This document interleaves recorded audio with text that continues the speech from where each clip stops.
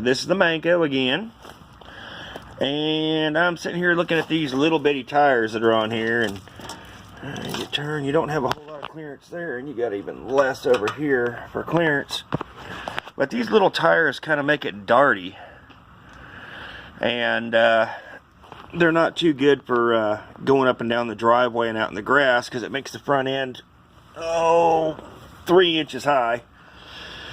And I'd like to have about 4 or 5 inches of clearance underneath the front end of this. Well, I went to Tractor Supply and they had these. They're a tube tire, 12 by 5 by 6, and they got some decent width to them. They're a little bit bigger than the ones that are supposed to be on this cart. They're definitely bigger than those. But for 21 bucks, I can't complain, because I mean, you figure 10 bucks for a tube, 18, 20 bucks for a tire, and what, 10 bucks for a rim, you know, and I got them for $21 a piece, so I can't complain, and they're a tube tire. So we're gonna see if we can't put them on there, but I need to take my Sawzall and cut this off, and I'm thinking about cutting it right there where they got that angle iron support back behind it, and just take my Sawzall and cut that off on both sides, and then throw these wheels on. And I've already got some 5/8 inch lock collets, which the lock collets are nice to use for these 5/8 inch spacers. Because the spacers, I mean, they're like $4 a piece for a spacer, or a 5/8 inch lock collet is like 5 bucks for 2. So I got several of those little 5/8 lock collets that I can use on here to space them out, in case this is, well, this is quite a bit narrower than that spindle that's on that wheel there. So I could space them out and get my back spacing and everything right. And then these have, of course, some decent bearings in them. And these are a nylon tube tire, not for highway use. Yeah, right, like I'm going to pay attention to that. And they'll take 30 psi, which I'm going to drop down to 15. That way it'll take some of that arch out of the tire. I'll have a little bit better traction, and it'll soften the ride a little bit. And they're I think they're a 2-ply tire, which should be just fine. So anyway, let's locate the Sawzall and get started, and then we'll see if we have time to go for a ride in the freezing rain.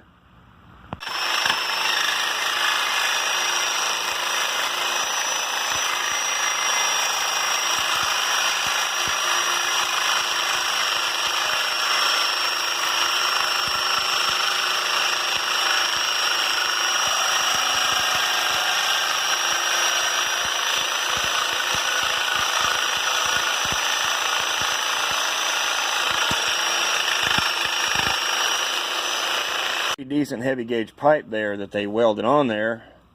I'm gonna save that chunk of metal. I might need that for something later on. It's not real pretty. I kind of like the wraparound bumper look better, but I'm gonna gain a lot of different ride quality by taking those off and putting those tires on, so it'll be worth it. And for everybody who likes to take an angle grinder to everything to cut metal, it just really irks me that people do that. A Sawzall is a better choice for cutting tubing and stuff like that than an angle grinder. You have a lot more control, less chance of blades blowing up in your face and all that. I'm a firm believer in angle grinder is for grinding, not cutting. You know. But I see everybody cutting everything with angle grinders. It just drives me nuts, because Sawzall with a bimetal blade is such a better choice for that. You have more control, and it does a lot cleaner job, and it'll cut heavier gauge stuff. You just don't crank your Sawzall wide open and your blades last longer, because they don't heat up. I mean, that blade's been on there for a couple of months, and it's still good, and it's a bimetal blade.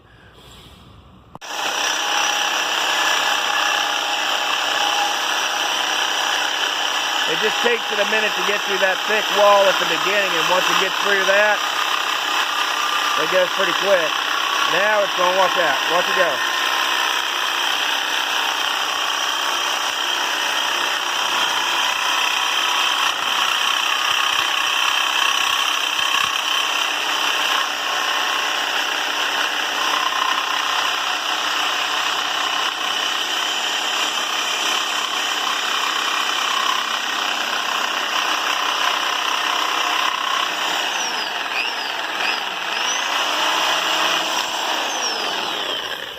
Alright, now that those are cut off, now we need the angle grinder to take that sharp edge off of that thing and deburr it.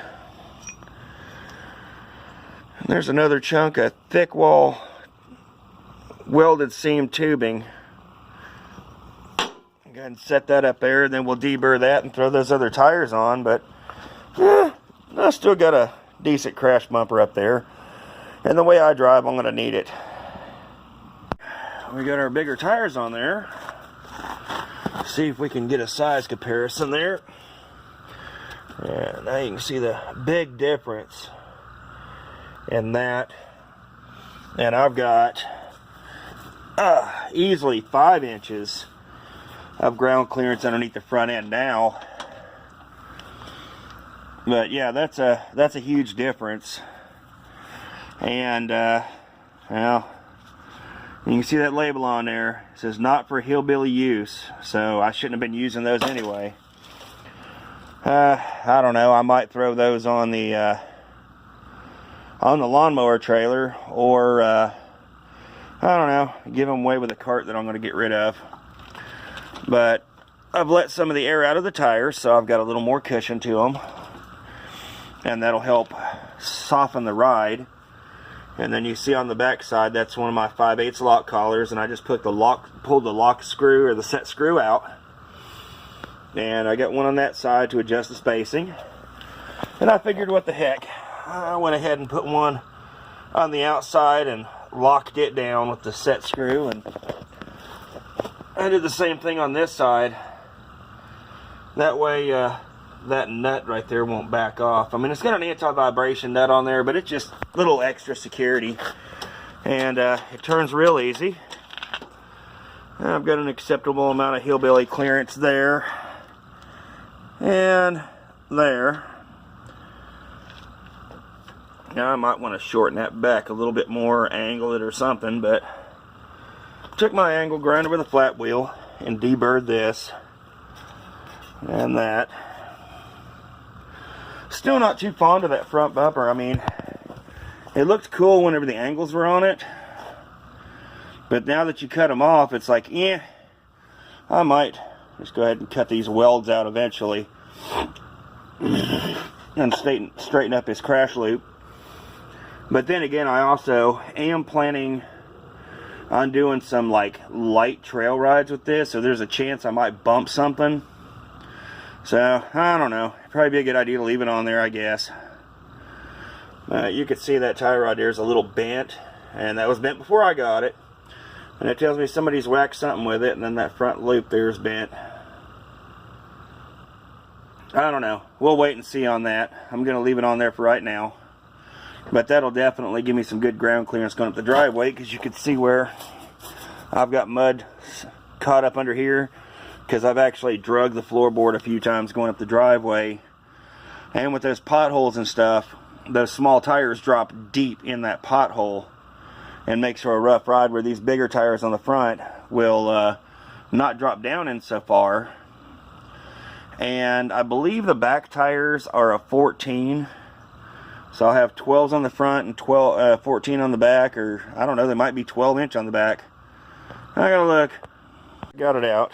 And so I got 12s on the front and 13s on the back, so still a little higher in the back than I am in the front, which is the way I wanted to keep it.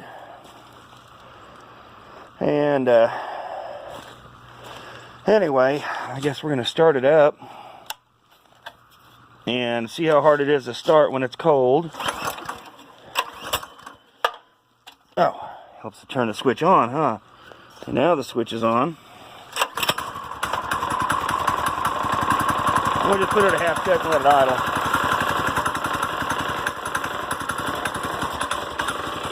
But it rolls a lot easier with those bigger tires on the front. Definitely, because, I mean, I don't have the smoothest ground in the world to be driving on. I got rocks sticking up. And I got a washout rut there. That's weed barrier that washed out, and you can see the rut down there in my driveway I drive through.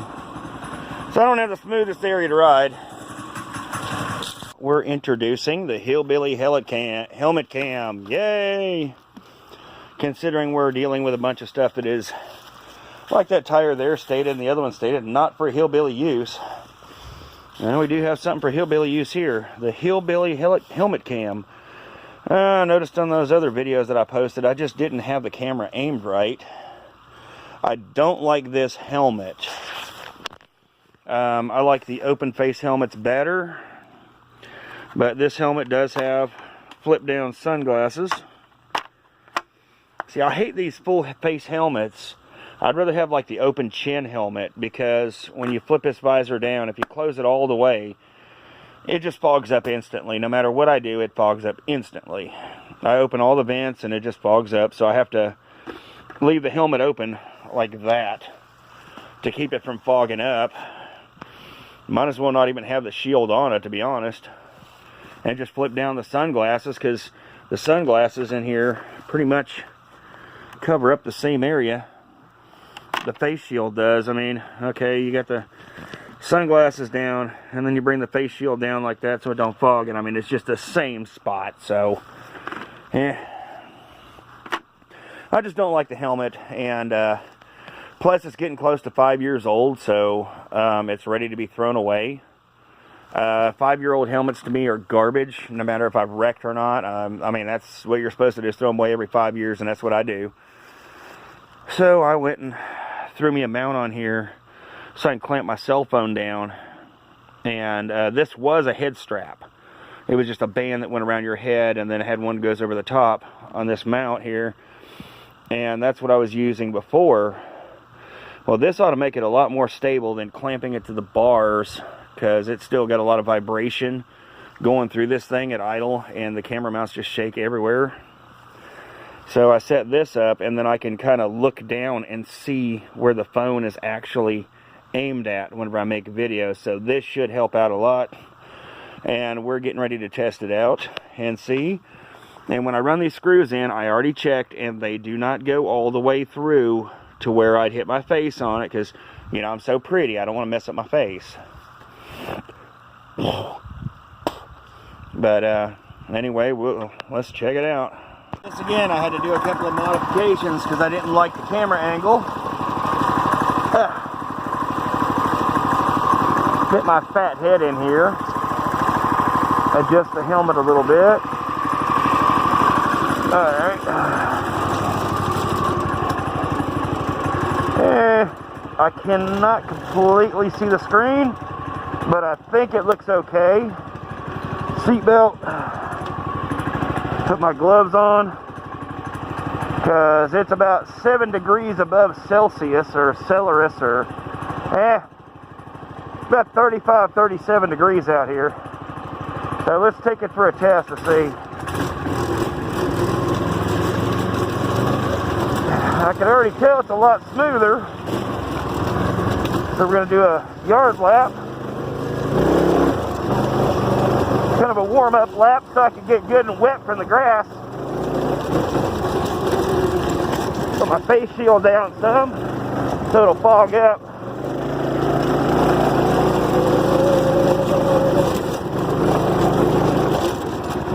Yeah, it definitely rides a lot smoother with these bigger tires on the front. Let's do a little off-road test here. Probably get stuck. Let's get around this way.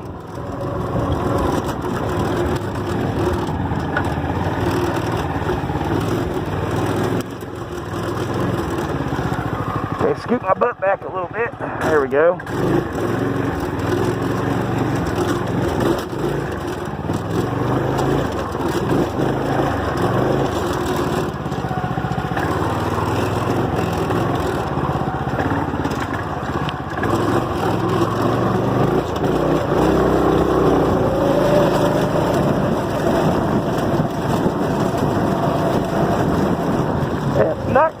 starting. It's a little easier to control with these tires. Burn out.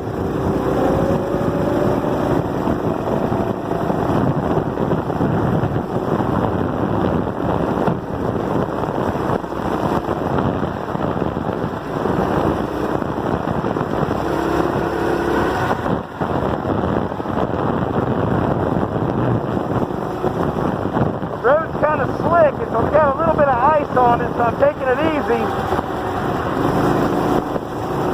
Kind of hard to tell. Not even sure if you can hear me or not.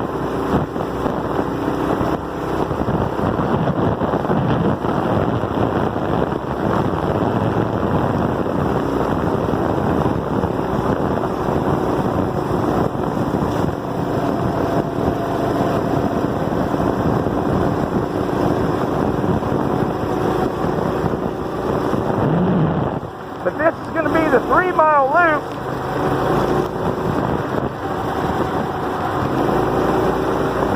If I don't freeze out, because it's pretty cold.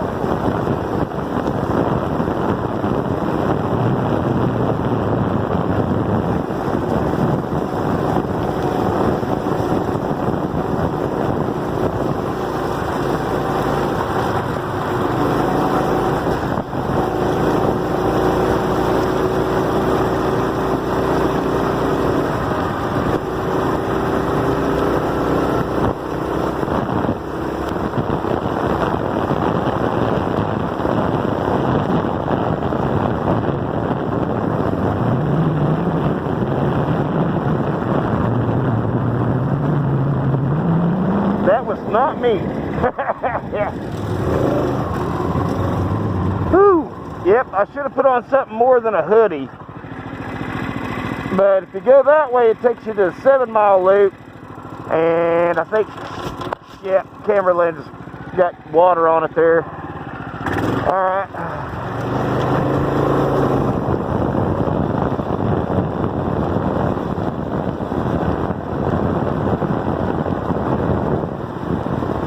Got some freezing rain coming down out here.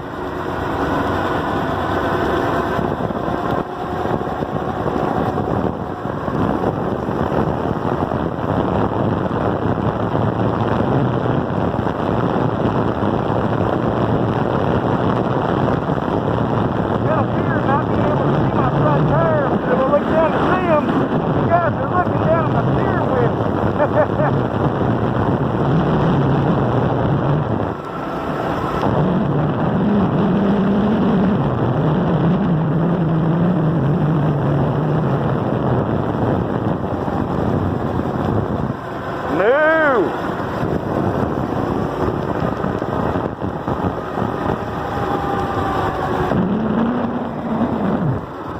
Some of the neighbors' farms out here.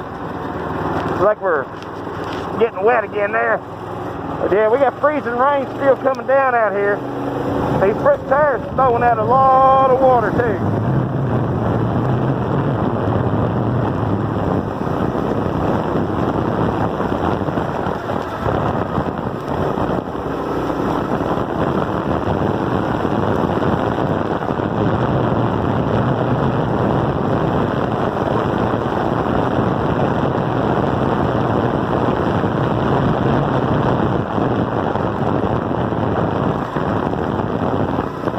I have to keep watching the camera off.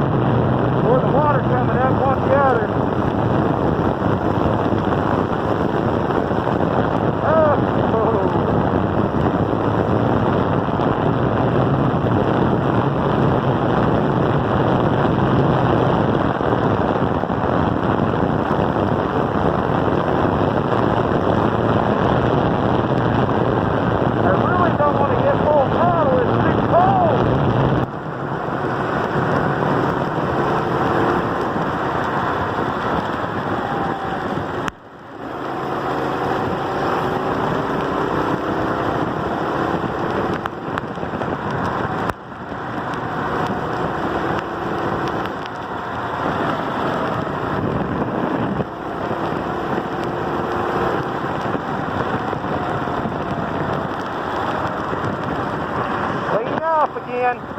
There you go.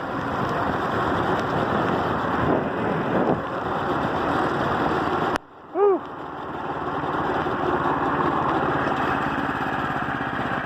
Yep, it's definitely chilly out here. If you go that way, you go on out to the highway. I don't want to go that way. I'm going to go this way.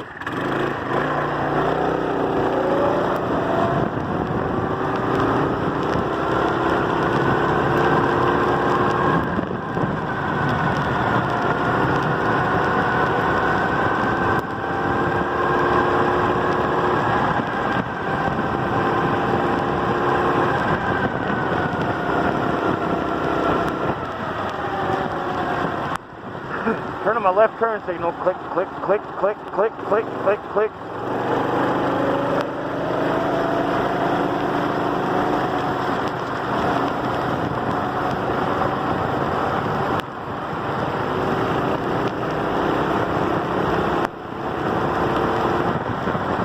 Now these tires make a world of difference.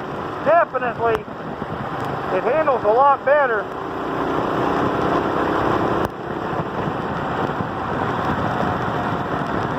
I think it'd be a lot better if the roads weren't icy.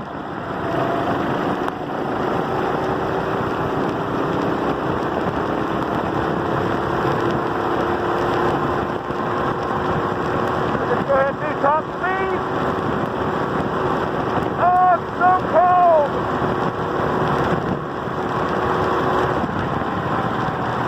Oh.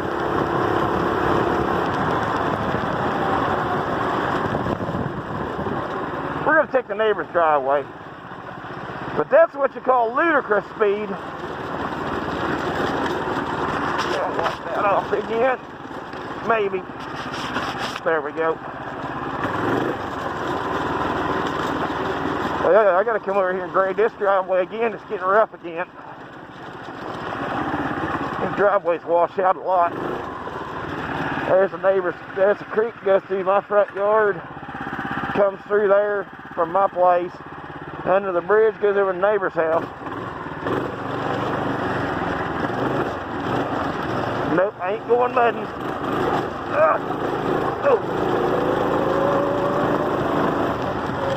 Okay, I gotta open the visor. It's too wet to see.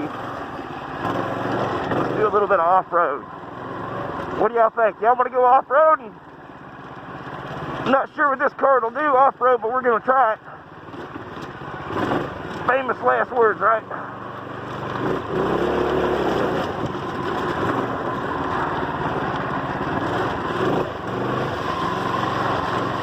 Ooh, it's all mud. There's the shop right there. Oh, we're swinging mud and burning out. I don't know how this is going to work out going up this hill. Oh, we're spinning all the way up and sideways. We made it. Ooh, I don't think it'll make it up that little bump right there. I think we done messed up, guys, because the only way down is that steep hill. This could get interesting. We might be able to do that, but that rock gully up there needs a bridge, and there's another one right there that needs a bridge, and the sinkhole's like right over there, and I ain't got no way across it. So I think we're gonna attempt a steep hill down.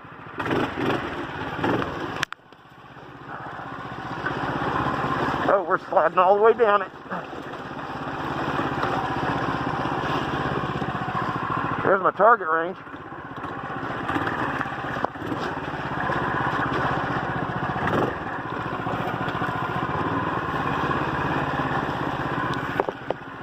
Ah! Tree branch to the face. Okay.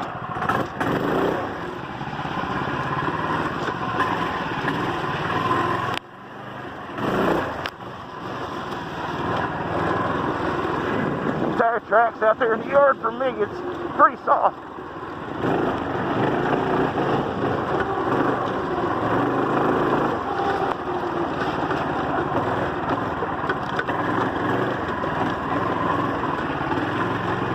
me go ahead and do that again.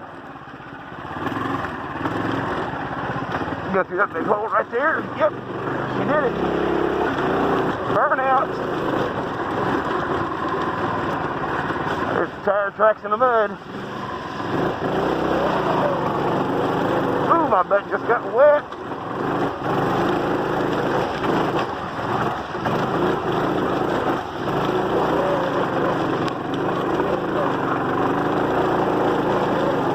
There's right burnout earlier. Going sideways again.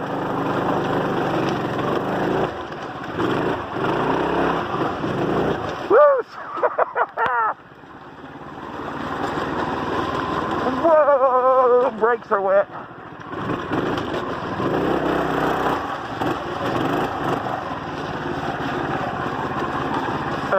Got mud all over my camera too.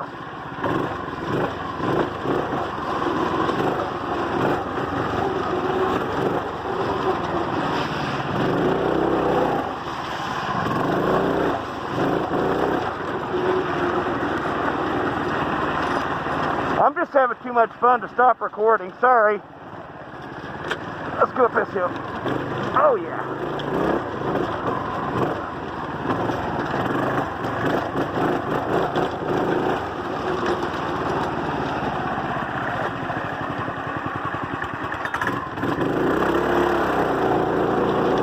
Tree branch.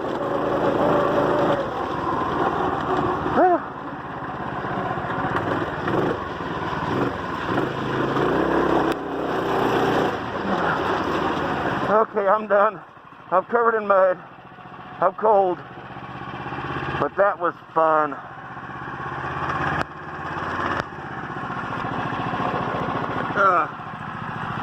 Got a little bit of muddy water on it. Then we got the engine's covered with mud and leaves.